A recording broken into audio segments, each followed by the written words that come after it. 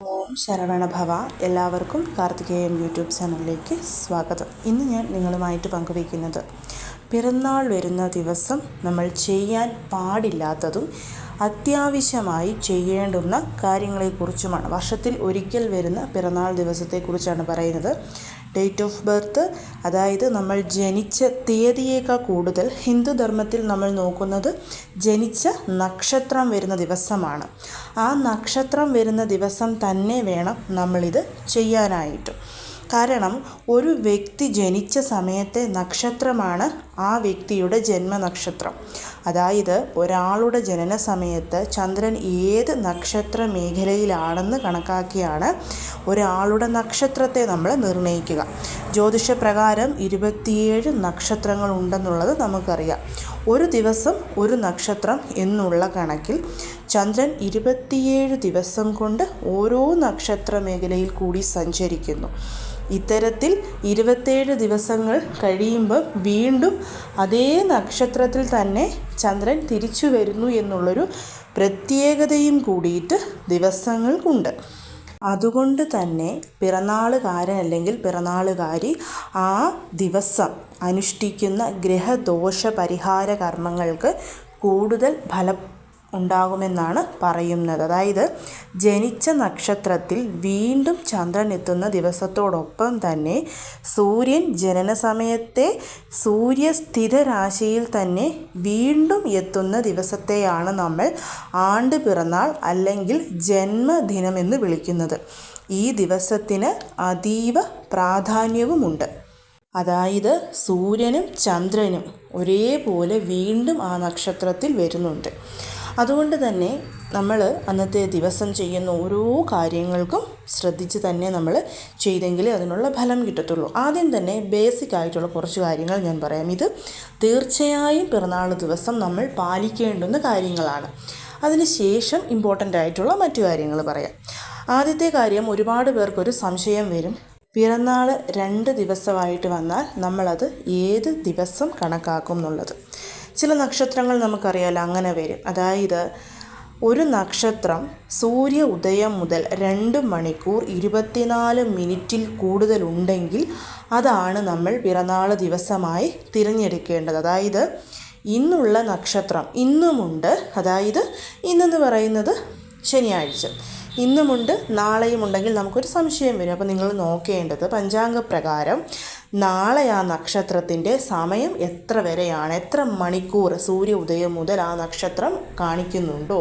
2 മണിക്കൂർ 24 മിനിറ്റിൽ കൂടുതൽ ആ നക്ഷത്രം അന്നത്തെ ദിവസമുണ്ടെങ്കിൽ അന്നത്തെ ദിവസം നമുക്ക് ആ നക്ഷത്രത്തിൻ്റെ കണക്ക് പ്രകാരം പിറന്നാളായിട്ടെടുക്കാം. അങ്ങനെ ഇല്ലെങ്കിൽ തലേ ദിവസം, അതായത് ആ നക്ഷത്രം ആദ്യമുള്ള ദിവസം വേണം നമ്മൾ പിറന്നാളായിട്ട് കണക്കാക്കാൻ. അതേപോലെ നമ്മൾ ജനിച്ച മാസത്തിൽ ആ നക്ഷത്രം വരുന്ന ദിവസം വേണം നമ്മൾ പിറന്നാളായിട്ട് കണക്കാക്കാൻ. ഇപ്പോൾ ഒരാൾ മകരമാസത്തിൽ ജനിച്ചു. മകരമാസത്തിൽ ജനിക്കുമ്പം ആ വ്യക്തി ജനിച്ചത് ഫെബ്രുവരി 10 or 11 ആയിരിക്കും. പക്ഷേ മകരമാസത്തിൽ ആ വ്യക്തിയുടെ നാൾ വരുന്നത് ജനുവരി മാസത്തിലായിരിക്കും. അതായത് മകരമാസം ആ വ്യക്തിയുടെ നാൾ ജനുവരിയിലും വരുന്നുണ്ട്, പക്ഷേ ഫെബ്രുവരിയിൽ കുംഭത്തിലാണ് പിന്നെ ആ വ്യക്തിക്ക് നാൾ വരുന്നതെന്നുണ്ടെങ്കിൽ നമ്മൾ ജനുവരിയിൽ വേണം പിറന്നാളായിട്ട് ആഘോഷിക്കാൻ. അതായത് മലയാള മാസത്തിലെ ആ നാൾ വരുന്ന ദിവസം നോക്കി വേണം നമ്മൾ പിറന്ന നാളായിട്ട് ആഘോഷിക്കാൻ. ഇപ്പോൾ എല്ലാവരും ഡേറ്റ് ഓഫ് ബർത്താണ് ആഘോഷിക്കുന്നത്. അതായത് ജനിച്ച തീയതിയേക്കാൾ കൂടുതൽ നിങ്ങളെപ്പോഴും ഓർമ്മയിൽ വെക്കേണ്ടത് പിറന്നാൾ ദിവസം, നമ്മുടെ നാൾ വരുന്ന ആ ഒരു ദിവസം വേണം നമ്മൾ ചെയ്യാൻ. അതേപോലെയുള്ള മറ്റൊരു സംശയം, മാസത്തിൽ 2 പ്രാവശ്യം പിറന്നാൾ വന്നാൽ, അതായത് നമ്മൾ ജനിച്ച നക്ഷത്രം വന്നാൽ ഏത് ദിവസം ആഘോഷിക്കണം, അത് രണ്ടാമത് വരുന്ന നക്ഷത്രം. അതായത് ഇപ്പോൾ ഉദാഹരണം പറഞ്ഞു കഴിഞ്ഞാൽ ഈ മകരമാസത്തിൽ 2 പ്രാവശ്യം ചിത്തിര നക്ഷത്രം വരുന്നുണ്ടെന്ന് വെക്കുക. അപ്പോൾ രണ്ടാമത്തെ പ്രാവശ്യം ഏത് ദിവസമാണോ ചിത്തിര നക്ഷത്രം വരുന്നത് ആ ദിവസം വേണം നമ്മൾ നമ്മുടെ പിറന്നാളായിട്ട് എടുത്ത് ആഘോഷിക്കാൻ വേണ്ടിയിട്ട്. അതേപോലെ ശ്രദ്ധിക്കേണ്ടുന്ന മറ്റൊരു കാര്യമാണ്, നമ്മൾ ജനിച്ച തിഥിയും നക്ഷത്രം പോലെ തന്നെ പ്രാധാന്യം അർഹിക്കുന്നതാണ്. ഇപ്പോൾ ഉദാഹരണം പറഞ്ഞാൽ ഒരു വ്യക്തി ഒരു അത്തം നക്ഷത്രവും ചതുർത്ഥി തിഥിയും ഒന്നിച്ചു വരുന്ന ദിവസമാണ് ജനിക്കുന്നത്. അപ്പം ആ വ്യക്തിയുടെ നക്ഷത്രം അത്തമാണ്, തിഥി ചതുർത്ഥിയാണ്. അപ്പോൾ അടുത്ത വർഷം അതേപോലെ തന്നെ ഒരിക്കലും ഒന്നിച്ചു വരില്ല. അപ്പോൾ പിറന്നാൾ ദിവസം അത്തം നക്ഷത്രം വരുന്ന ദിവസം നമ്മൾ എന്തൊക്കെ ചെയ്യുന്നു അതേപോലെ തന്നെ തിഥിയിലും നമ്മൾ ചെയ്യണം. കാരണം നമ്മുടെ ജാതകം എഴുതുമ്പോൾ പോലും നക്ഷത്രവും തിഥിയും നമ്മൾ കണക്കാക്കാറുണ്ട്. അപ്പോൾ നിങ്ങൾക്കത് അറിയില്ലെങ്കിൽ ഏതെങ്കിലും ക്ഷേത്രത്തിലെ പൂജാരിമാരോട് നിങ്ങൾ ജനിച്ച സമയം തീയതിയും പറയുമ്പം അവർ നിങ്ങളുടെ ജന്മനക്ഷത്രവും അന്നത്തെ തിഥിയും നിങ്ങൾക്ക് പറഞ്ഞു തരും. ഇല്ലെങ്കിൽ ഗൂഗിളിൽ സെർച്ച് ചെയ്താലും നമുക്ക് കിട്ടും. അപ്പോൾ ആ തിഥി വരുന്ന ദിവസവും നമ്മൾ ഇതേപോലെയുള്ള കാര്യങ്ങൾ ചെയ്താൽ നമുക്ക് ദീർഘായുസ്സും ഐശ്വര്യവും അതേപോലെ ഗ്രഹദോഷങ്ങളും ഉണ്ടെങ്കിൽ അവയൊക്കെ നമുക്ക് മാറ്റിയെടുക്കാനായിട്ട് സാധിക്കുന്നതാണ്. കാരണം ഒരു വർഷത്തെ ഫലമാണ് ജന്മദിനത്തിൽ നമ്മൾ ചെയ്യുന്ന ഓരോ കാര്യങ്ങൾ വഴി നമുക്ക് ലഭിക്കുന്നത്. അതായത് സൂര്യനും ചന്ദ്രനും ഒരുപോലെ ഒരു നക്ഷത്രത്തിൽ വീണ്ടും വരുന്ന ദിവസം, ഏഴരശനിയാണെങ്കിലും കണ്ടകശനിയാണെങ്കിലും അതേപോലെയുള്ള എന്തു ദോഷം ആ ഒരു വർഷം നമ്മുടെ ജാതകത്തിൽ ഉണ്ടെങ്കിൽ പോലും നമ്മൾ പിറന്ന നാളിൻ്റെ അന്ന് ചെയ്യുന്ന, പിറന്ന തിഥിയുടെ അന്ന് ചെയ്യുന്ന കാര്യങ്ങൾ ആ ഒരു വർഷം നമുക്ക് വരാനിരിക്കുന്ന സർവ്വദോഷങ്ങളെയും തട്ടിമാറ്റും. ഇനി വരുന്ന വർഷം നമുക്ക് ഐശ്വര്യം നിറഞ്ഞതാണെങ്കിൽ ആ ഐശ്വര്യം ഒന്നും കൂടി നമുക്ക് കൂട്ടിത്തരും. അതുകൊണ്ട് തന്നെ പിറന്നാൾ ദിവസം നമ്മൾ ഒരുപാട് കാര്യങ്ങൾ ശ്രദ്ധിക്കേണ്ടതായിട്ടുണ്ട്. ഇനി എന്തൊക്കെയാണ് പിറന്നാൾ വരുന്ന ദിവസം ചെയ്യേണ്ടത്? ആദ്യം തന്നെ നമ്മൾ പിറന്നാളിൻ്റെ അന്ന് സൂര്യ ഉദയത്തിന് മുൻപ് ഉണരുക എന്നുള്ളതാണ്. ഇത് 10 വയസ്സിന് മുകളിലോട്ടുള്ളവരാണ്. 10 വയസ്സിൽ താഴെയുള്ളവരും അതേപോലെ പ്രായമായവർ, ബുദ്ധിമുട്ടുള്ളവർ, രോഗമുള്ളവരൊക്കെ നമുക്കിതിൽ നിന്ന് ഒഴിവാക്കാം. അല്ലാത്ത പക്ഷം 10 വയസ്സിന് മുകളിലോട്ട് ആരോഗ്യമുള്ള ചെയ്യാൻ പറ്റുന്നവരൊക്കെ സൂര്യ ഉദയത്തിന് മുൻപ് എഴുന്നേറ്റിരിക്കണം. എഴുന്നേറ്റ് ആദ്യം തന്നെ ചെയ്യേണ്ടത് കുളിക്കുക എന്നുള്ളതാണ്. കുളിക്കുമ്പം ശ്രദ്ധിക്കേണ്ടുന്ന കാര്യം, തലയിൽ എണ്ണ വയ്ക്കാൻ പാടില്ല. അത് വളരെ വളരെ ഇമ്പോർട്ടൻ്റ് ആയിട്ടുള്ള കാര്യമാണിത്. പിറന്ന നാൾ വരുന്ന ദിവസം പാലിക്കണം. താല്പര്യമുള്ളവർക്ക് ഡേറ്റ് ഓഫ് ബർത്തിന് നിങ്ങൾ ജനിച്ച തീയതി വരുന്ന ദിവസവും പാലിക്കാവുന്നതാണ്. അതുപോലെ തിഥി വരുമ്പോഴും. അപ്പം തലയിൽ എണ്ണ തേക്കരുത്. എണ്ണയിൽ ശനികാരകത്വം അടങ്ങിയിട്ടുള്ളത് കൊണ്ടും അസ്ട്രോളജിക്കലി പരമായി അങ്ങനെ ചെയ്യുന്നതെന്ന് ശുഭം അല്ലാത്തതുകൊണ്ടുമാണ് എണ്ണ തേച്ച് കുളിക്കരുതെന്ന് പറയുന്നത്. കുളിക്കുന്ന ജലത്തിൽ 1 സ്പൂൺ പാല് ചേർക്കണം. ശുക്രൻ്റെ കാരകത്വം വർദ്ധിപ്പിക്കാനും ഒപ്പം തന്നെ സോപ്പിനേക്കാൾ കൂടുതൽ ചെറുപയർ പൊടിച്ചതും അതേപോലെ കസ്തൂരി മഞ്ഞളുണ്ടെങ്കിൽ കസ്തൂരി മഞ്ഞൾ, ഇല്ലെങ്കിൽ നോർമൽ മഞ്ഞളാണെങ്കിലും മതി. അതായത് ഗുരു ശുക്ര ബുധ കാരകത്വം അന്നത്തെ ദിവസം നമ്മുടെ ശരീരത്തിൽ വർദ്ധിപ്പിക്കാൻ വേണ്ടിയിട്ടാണ് നമ്മൾ അങ്ങനെ ചെയ്യുന്നത്. ഇനി അത് തേച്ച് കുളിച്ചിട്ട് നിങ്ങൾക്ക് ഒരു ഇറിറ്റേഷൻ ഫീലിംഗ് ഉണ്ടെന്നുണ്ടെങ്കിൽ തീർച്ചയായിട്ടും നിങ്ങൾക്ക് സോപ്പ് തേച്ച് കുളിക്കാം. പക്ഷേ ഇതും നമ്മുടെ ബോഡിയിൽ അന്നത്തെ ദിവസം ഉൾക്കൊള്ളിക്കാൻ നമ്മൾ ശ്രദ്ധിക്കണം. കുളിച്ച് വന്നതിന് ശേഷം ആദ്യം തന്നെ ശുഭ്ര വസ്ത്രധാരം, അതായത് എല്ലാവരും പിറന്ന നാളിന് പുതിയ വസ്ത്രം തീർച്ചയായും എടുത്തിരിക്കും. ഇനി പുതിയ വസ്ത്രം എടുക്കാൻ പറ്റില്ല, അല്ലെങ്കിൽ അതിന് താല്പര്യമില്ല, അങ്ങനെയൊക്കെ ഉള്ളവരുണ്ടെങ്കിൽ നിങ്ങൾക്ക് പഴയ ഡ്രസ്സ് ധരിക്കാവുന്നതാണ്. ശ്രദ്ധിക്കേണ്ടുന്ന കാര്യം, നരച്ചതോ പിഞ്ചിയതോ കീറിയതോ കളറ് മങ്ങിയതോ ആയ ഡ്രസ്സ് ആയിരിക്കരുതെന്നുള്ളത് മാത്രമേ ഉള്ളൂ. ചിലപ്പോൾ എല്ലാവർക്കും പിറന്നാളിന് പുതിയ വസ്ത്രം എടുക്കാൻ സാധിച്ചു എന്ന് വരില്ല. അങ്ങനെയുള്ളവർ ഈ ഒരു കാര്യം മാത്രം നിങ്ങൾ ശ്രദ്ധിച്ചാൽ മതിയാവും.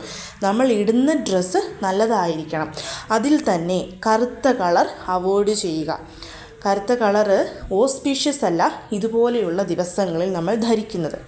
അതുകൊണ്ടാണ് ശ്രദ്ധിക്കേണ്ടുന്ന കാര്യം, നമ്മുടെ ശരീരത്തിൽ ബുധ ശുക്ര ഗുരു കാരകത്വം വർദ്ധിപ്പിക്കാൻ ഈ വസ്തുക്കൾ തേച്ചതുപോലെ തന്നെ അന്നത്തെ ദിവസം pink and yellow combination, green and red കോമ്പിനേഷനിലുള്ള ഡ്രസ്സുകൾ ധരിക്കുന്നത് വളരെ ഉത്തമമായിരിക്കും.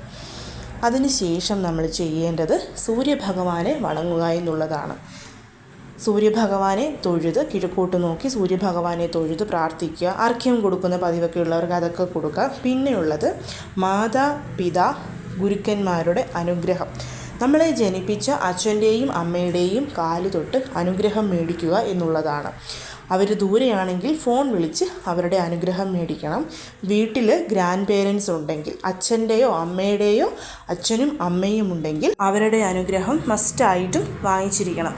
ഒപ്പം തന്നെ ആൻറ്റി, അങ്കിൾ അങ്ങനെയൊക്കെ ആൾക്കാരൊക്കെ ഉണ്ടെങ്കിൽ അവരുടെയൊക്കെ മേടിക്കാം. പക്ഷേ ഏറ്റവും ഇമ്പോർട്ടൻറ്റ് നമ്മുടെ അച്ഛൻ, അമ്മ, ഗ്രാൻഡ് പേരൻസ്.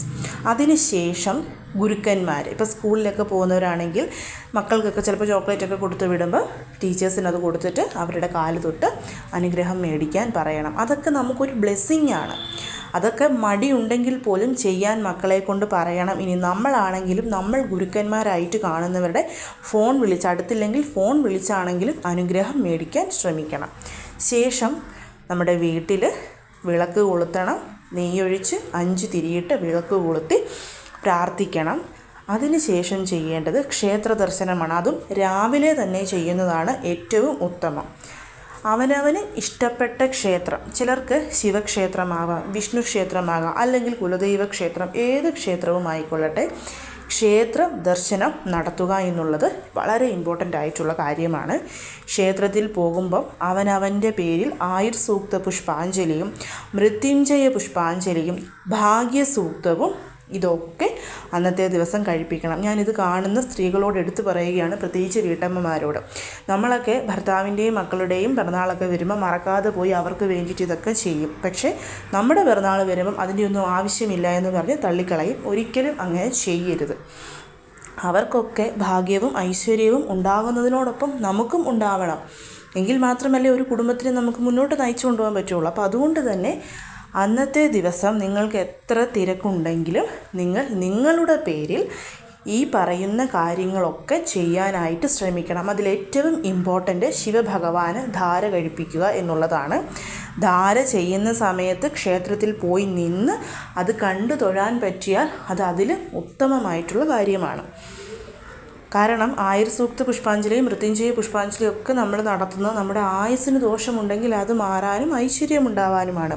ധാരഭഗവാന് നടത്തുന്നതും ശിവഭഗവാന്റെ അനുഗ്രഹത്തിന് വേണ്ടിയിട്ടാണ്. അപ്പം ബാക്കിയുള്ള കാര്യങ്ങൾ, ക്ഷേത്രത്തിൽ കടുംബായുസം കഴിപ്പിക്കുന്നത്, തുളസിമാല, കൂവളത്തുമാല, അങ്ങനെയുള്ള കാര്യങ്ങളൊക്കെ പിന്നെ പുറകെ വരുന്നതാണ്. ഭാഗ്യസൂക്തം തീർച്ചയായിട്ടും നമ്മൾ ചെയ്തിരിക്കണം. പുരുഷന്മാരാണെങ്കിൽ പുരുഷ സൂക്തവും അവരുടെ പേരിൽ ചെയ്യണം. ഇത്രയും കാര്യങ്ങൾ അന്നത്തെ ദിവസം നമ്മൾ ചെയ്യേണ്ടതാണ്. അതും രാവിലെ തന്നെ ചെയ്യേണ്ട കാര്യങ്ങൾ. ഇനി എന്തെങ്കിലും കാരണങ്ങൾ കൊണ്ട് രാവിലെ ക്ഷേത്രത്തിൽ പോകാൻ സാധിക്കാത്തവർക്ക് വൈകിട്ടാണെങ്കിലും ചെയ്യാം. പക്ഷേ രാവിലെ ചെയ്യുന്നതാണ് ഏറ്റവും ഉത്തമം.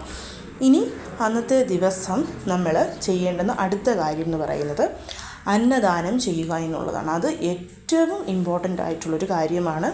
അന്നത്തെ ദിവസം അവനവൻ്റെ കൈകൊണ്ട് വെച്ചുണ്ടാക്കിയ ഭക്ഷണം ആർക്കെങ്കിലും കൊടുക്കാൻ പറ്റിയാൽ അത് നല്ലതാണ്. ഞാൻ ഈ പറയുന്നത് കുറച്ച് പേരെ വിളിച്ച് അവർക്ക് ഭക്ഷണം കൊടുക്കുക എന്നുള്ളതല്ല. വിശന്നിരിക്കുന്ന വയറിന് കൊടുക്കുന്ന ഭക്ഷണം. ഒരുപാട് പേര് അന്നത്തെ ദിവസം അനാഥാലയത്തിലോട്ട് ഫുഡ് കൊടുക്കുകയും അവരോടൊപ്പം ഇരുന്ന് കഴിക്കുകയൊക്കെ ചെയ്യാറുണ്ട്. അങ്ങനെ ചെയ്യാൻ പറ്റുന്നവർക്ക് അത് ചെയ്യാം. അങ്ങനെ അല്ലെങ്കിൽ നമ്മൾ ക്ഷേത്രത്തിൽ പോകുന്ന വഴിക്കോ അല്ലെങ്കിൽ ഓഫീസിലോട്ട് പോകുന്ന വഴിക്കോ കാണുന്ന ഒരു 2-3 പേർക്കെങ്കിലും ഭക്ഷണം കൊടുത്ത് അവരുടെ വിശപ്പ് ശമിപ്പിക്കുക. അതിലും വലിയ പുണ്യവും നന്മയും ഒന്നും നമുക്ക് വേറെ കിട്ടാനില്ല. കാരണം അന്നത്തെ ദിവസത്തെ ഏറ്റവും വലിയ ബ്ലെസ്സിങ് എന്ന് പറയുന്നത് അതുതന്നെയായിരിക്കും. ഒപ്പം തന്നെ കാക്ക, പൂച്ച, മൃഗങ്ങൾ, ഉറുമ്പുകൾ, പക്ഷികൾ അങ്ങനെയുള്ളവർക്കും നമുക്ക് ഭക്ഷണം ദാനം ചെയ്യാവുന്നതാണ്. അന്നദാനം പിറന്നാൾ ദിവസം മറക്കാതെ ചെയ്യേണ്ട കാര്യമാണ്. ഒപ്പം തന്നെ ശിവഭഗവാനുള്ള ധാരയും.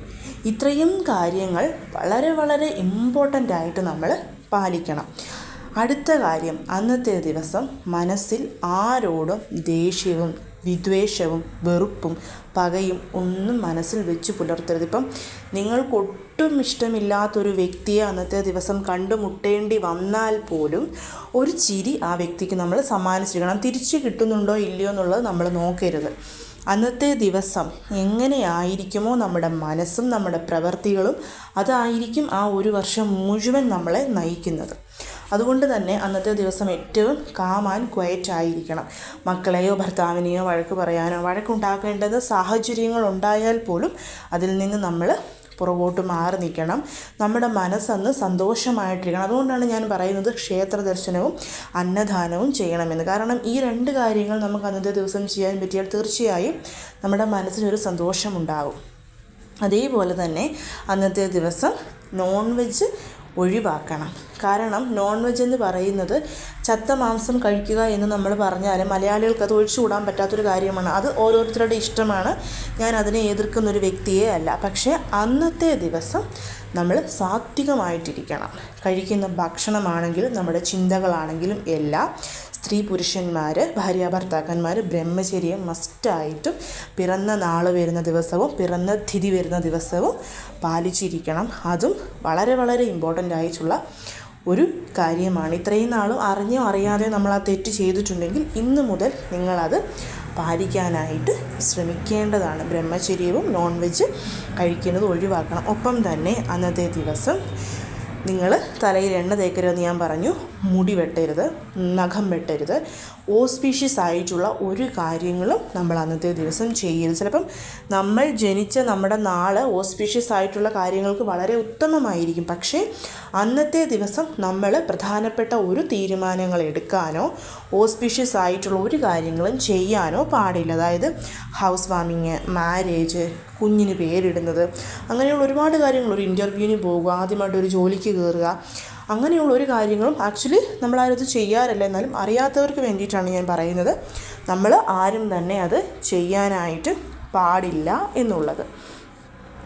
അതേപോലെയുള്ള മറ്റൊരു കാര്യം എന്ന് പറയുന്നത് അന്നത്തെ ദിവസം ഗോമാതാവിനെ പൂജിക്കുക, പശുവിനെ പൂജിക്കുക എന്നുള്ളതാണ്. ഒന്നെങ്കിൽ പശു വളർത്തുന്ന ഏതെങ്കിലും സ്ഥാപനത്തിലോട്ട് നിങ്ങൾക്ക് അതിനാവശ്യമായ വസ്തുക്കൾ വാങ്ങിച്ചു കൊടുക്കാം. ഇനി പശുവിനെ വീടിനടുത്തൊക്കെ ഉണ്ട്, ക്ഷേത്രത്തിലുണ്ട്, പോകാൻ പറ്റുമെങ്കിൽ പശുവിന് പച്ചക്കറികളോ പഴമോ അകത്തെ ചീരയോ വാങ്ങിച്ചു കൊടുത്ത് പശുവിൻ്റെ അനുഗ്രഹം നിങ്ങൾക്ക് മേടിച്ചെടുക്കാവുന്നതാണ്. അതേപോലെ തന്നെ അന്നത്തെ ദിവസം ക്ഷേത്രത്തിലെ തിരുമേനിമാർക്കോ ബ്രാഹ്മണന്മാർക്കോ നിങ്ങൾ സ്വയം പാകദാനം ചെയ്യുന്നത് വളരെ വളരെ ഉത്തമമാണ്. നമ്മുടെ 7 ജന്മത്തിലെ ദോഷങ്ങളും മാറിക്കിട്ടും. സ്വയപാകദാനം എന്ന് പറഞ്ഞു കഴിഞ്ഞാൽ അരി, അതേപോലെ തന്നെ പയറ്, പരിപ്പ്, പച്ചക്കറി, വസ്ത്രം, എന്തെങ്കിലും ഒരു ദക്ഷിണ, ഇത്രയും വെച്ച് ക്ഷേത്രത്തിലെ പൂജാരിക്കോ ബ്രാഹ്മണർക്കോ കൊടുത്ത് അവരുടെ അനുഗ്രഹം മേടിക്കുക. ഇത്രയും കാര്യങ്ങൾ നമുക്ക് ചെയ്യാൻ പറ്റും. ഇപ്പം അരിയും ഭക്ഷണ പദാർത്ഥങ്ങളെന്ന് പറയുമ്പോൾ നമ്മുടെ കയ്യിലുള്ള എമൗണ്ടിനനുസരിച്ച് മതിയാവും. പക്ഷേ അത് കൊടുത്ത് നമ്മൾ അനുഗ്രഹം മേടിച്ചാൽ അത് നമുക്ക് വളരെയധികം നല്ല ഫലങ്ങൾ തരുന്നതാണ്. അപ്പം ഇത്രയും കാര്യങ്ങൾ നമ്മൾ ശ്രദ്ധിക്കേണ്ടുന്ന കാര്യങ്ങളാണ്, ചെയ്യേണ്ട പ്രധാനപ്പെട്ട കാര്യങ്ങളാണ്. ഈ കാര്യങ്ങളൊക്കെ നമ്മൾ നമ്മുടെ പിറന്നാൾ ദിവസവും തിഥി ദിവസവും ചെയ്യാൻ സാധിച്ചാൽ നമ്മുടെ ഒരു വർഷം ഏറ്റവും ഐശ്വര്യപ്രദമായിരിക്കും. ഇനി മക്കളൊക്കെ ഉണ്ട്, മക്കൾക്ക് വേണ്ടിയിട്ടാണ് നമ്മളിത് ചെയ്യുന്നതെങ്കിൽ അവരെ കൊണ്ട് ഇത് ചെയ്യിപ്പിക്കണം.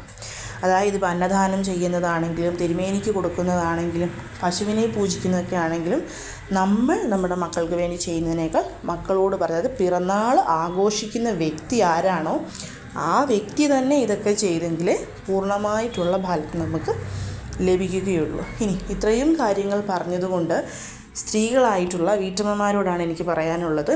അന്നത്തെ ദിവസമെങ്കിലും നിങ്ങൾ നിങ്ങളുടെ ഇഷ്ടത്തിന് എന്തെങ്കിലും ഒരു കാര്യം ചെയ്യാൻ ശ്രമിക്കണം. നമ്മുടെ മാനസിക ഉല്ലാസം, നമ്മുടെ മാനസിക സന്തോഷത്തിന് വേണ്ടിയിട്ട് പലരും ഭർത്താവിനും മക്കൾക്കും വേണ്ടിയിട്ട് ഓരോ കാര്യങ്ങൾ മാറ്റി വെക്കുമ്പം നമ്മൾ അറിയാതെ മനസ്സിലാക്കാതെ പോകും. പിറന്നാൾ വരുന്ന ദിവസമെങ്കിലും നിങ്ങൾക്കിഷ്ടമുള്ളൊരു കാര്യം, ചിലർക്ക് പാട്ട് കേൾക്കുന്നതായിരിക്കും, ചിലർക്ക് പാട്ട് കേട്ട് ഡാൻസ് ചെയ്യുന്നതായിരിക്കും, ഇഷ്ടമുള്ള ഭക്ഷണം വെളിയിൽ പോയി കഴിക്കുന്നതായിരിക്കും, ചിലർക്ക് കിടന്നുറങ്ങുന്നതായിരിക്കും, ഒരു ചിന്തയുമില്ലാതെ കിടന്നുറങ്ങുന്നത്, ചിലർക്ക് ഫ്രണ്ട്സുമായിട്ടൊന്ന് വെളിയിൽ പോകുന്നതായിരിക്കും, ചിലർക്ക് ഇഷ്ടമുള്ള ക്ഷേത്രം ദർശിക്കുന്നതായിരിക്കും, ചിലർക്ക് വെളിയിൽ പോയി സ്വന്തം കാശ് കൊടുത്തൊരു കുപ്പിവെള്ളം മേടിക്കുന്നതായിരിക്കും. എന്ത് കാര്യവുമായിക്കൊള്ളട്ടെ, എന്ത് ചെയ്താലാണോ നിങ്ങളുടെ മനസ്സിന് ഭയങ്കരമായിട്ടൊരു സന്തോഷം കിട്ടുന്നത് ആ കാര്യം അന്നത്തെ ദിവസം ചെയ്യാൻ ശ്രമിക്കണം. ചിലർക്ക് ചിലപ്പം ഭർത്താവിനും മക്കൾക്കും ഇഷ്ടമുള്ള ഫുഡ് ഉണ്ടാക്കി കൊടുക്കുന്നതായിരിക്കും. അതെന്തുമായിക്കൊള്ളട്ടെ, ചിലർക്ക് ചിലപ്പം ചുമ്മാ വെറുതെ ഇരിക്കുന്ന, പക്ഷേ ആ ഒരു ദിവസം നിങ്ങൾക്ക് വേണ്ടിയിട്ട് കുറച്ച് സമയം മാറ്റി വെക്കണം. കാരണം നമ്മൾ അങ്ങനെ നമ്മൾക്ക് വേണ്ടി കുറച്ച് സമയം മാറ്റി വെക്കുമ്പോൾ നമ്മുടെ മനസ്സിനുണ്ടാകുന്ന സന്തോഷം, ആ ഒരു പിറന്നാൾ ദിവസം നമ്മൾ അനുഭവിക്കുന്ന സന്തോഷം ആ ഒരു വർഷം മുഴുവൻ നമുക്ക് ലഭിക്കും. നിങ്ങൾക്കിതൊന്ന് ട്രൈ ചെയ്ത് നോക്കാവുന്നതാണ്. ഫലം അടുത്ത പിറന്നാൾ വരുമ്പോൾ എനിക്ക് അന്നും വീഡിയോ ഇടാൻ പറ്റുമെന്നുണ്ടെങ്കിൽ തീർച്ചയായിട്ടും നിങ്ങൾ കമൻറ്റ് ഇട്ടാൽ മതിയാകും. അത് വർഷത്തിലൊരിക്കൽ പിറന്നാളെന്നുള്ളതല്ല. ഞാനിപ്പോൾ ഇത് പറഞ്ഞ കൂട്ടത്തിൽ തന്നെ പറയുകയാണ്, ആഴ്ചയിൽ ഒരിക്കലെങ്കിലും നമ്മൾ നമുക്ക് വേണ്ടി സമയം കണ്ടെത്തണം. സെൽഫ് ലവ്, സ്വന്തമായിട്ട് അവനവനെ തന്നെ സ്നേഹിക്കാൻ പറ്റുന്നവർക്കേ ചുറ്റുമുള്ളവരെയും സ്നേഹിക്കാൻ പറ്റുള്ളൂ. നിങ്ങൾക്ക് എന്താണോ ഇഷ്ടമുള്ളത് അത് ആഴ്ചയിൽ ഒരിക്കലെങ്കിലും ചെയ്യാൻ ശ്രമിക്കണം. അവനവന് വേണ്ടിയിട്ട് മാറ്റിവെക്കണം.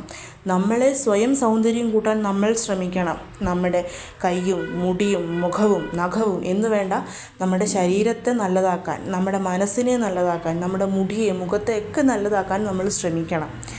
നിങ്ങൾക്ക് എന്ത് ചെയ്യുമ്പോഴാണോ സാറ്റിസ്ഫാക്ഷൻ കിട്ടുന്നത്, മനസ്സിന് സന്തോഷം കിട്ടുന്നത്, പുറമേ മറ്റുള്ളവരെ കാണിക്കാനുള്ള സന്തോഷമല്ല, നമ്മുടെ ഉള്ളിൻ്റെ ഉള്ളിൽ നമുക്ക് സന്തോഷം തരുന്നത്, ആ കാര്യങ്ങൾ നമ്മൾ ചെയ്യാൻ ശ്രമിക്കണം. ആഴ്ചയിൽ ഒന്നെങ്കിലും അത് ചെയ്തെങ്കിൽ മാത്രമേ നമ്മൾ ജീവിക്കുന്ന ജീവിതത്തിന് എന്തെങ്കിലും അർത്ഥമുണ്ടാവൂ എന്ന് നമുക്ക് തന്നെ തോന്നുകയുള്ളൂ. ഒരാൾ ഒരുപാട് പഠിച്ചു, കുറേ ജോലി ചെയ്തു, കുറേ കാശുണ്ടാക്കി, പക്ഷേ തിരിഞ്ഞു നോക്കുമ്പം എനിക്കെൻ്റെ ജീവിതത്തിൽ സന്തോഷിക്കാനുള്ള ഒരു മൊമെൻറ്റ് പോലും ഇല്ലെന്നറിയുമ്പം ആ വ്യക്തി അവിടെ ഫെയിലിയർ ആകുകയാണ് ചെയ്യുന്നത്, തോറ്റുപോകും. അതുകൊണ്ട് നമ്മൾ നമുക്കായി കുറച്ച് സമയം മാറ്റിവെക്കണം. ഇവിടെ പൈസ എന്നൊരു വിഷയമേ അല്ല. പൈസ ഇല്ലാതെയും സ്വയം ഒരാൾക്ക് സന്തോഷിക്കാനുള്ള ഒരുപാട് സാഹചര്യങ്ങളുണ്ട്. ഞാനിത് ഈ കൂട്ടത്തിൽ അങ്ങ് പറഞ്ഞതേ ഉള്ളൂ. അപ്പോൾ എല്ലാവരും പിറന്ന നാൾ വരുമ്പം, പിറന്ന തിഥി വരുമ്പം ഈ കാര്യങ്ങളൊക്കെ ചെയ്യാൻ ശ്രമിക്കണം. തീർച്ചയായും നിങ്ങൾക്കതിൻ്റെ ഫലം മനസ്സിലാക്കാനായിട്ട് സാധിക്കും. പിന്നെ തുടർന്ന് വരുന്ന എല്ലാ വർഷങ്ങളിലും നിങ്ങളിത് ചെയ്യുമ്പം തീർച്ചയായിട്ടും നമ്മുടെ ലൈഫ് തന്നെ മാറിക്കിട്ടും. പിന്നെ ഇമ്പോർട്ടൻ്റ് ആയിട്ടുള്ളൊരു കാര്യം, പിറന്ന നാൾ വരുന്ന ദിവസം ഗണപതി ഹോമം ചെയ്യുന്നതാണ് നമ്മുടെ പേരിൽ. അതായത് പിറന്ന നാളുകൾ അത് നമുക്ക് 2 രീതിയിൽ ചെയ്യാം. എല്ലാ മാസവും പിറന്ന നാൾ വരുമ്പം ഗണപതി ഹോമം നടത്താം. വർഷത്തിലൊരിക്കൽ നമ്മുടെ പിറന്നാൾ വരുമ്പം ആ ദിവസവും നമുക്ക് ഗണപതി ഹോമം ചെയ്യാവുന്നതാണ്. അപ്പം എല്ലാവരും ഈ കാര്യങ്ങളൊക്കെ ചെയ്യാൻ ശ്രമിക്കണം. എല്ലാവരെയും മുരുകൻ അനുഗ്രഹിക്കട്ടെ. ഓം ശരവണ ഭവ.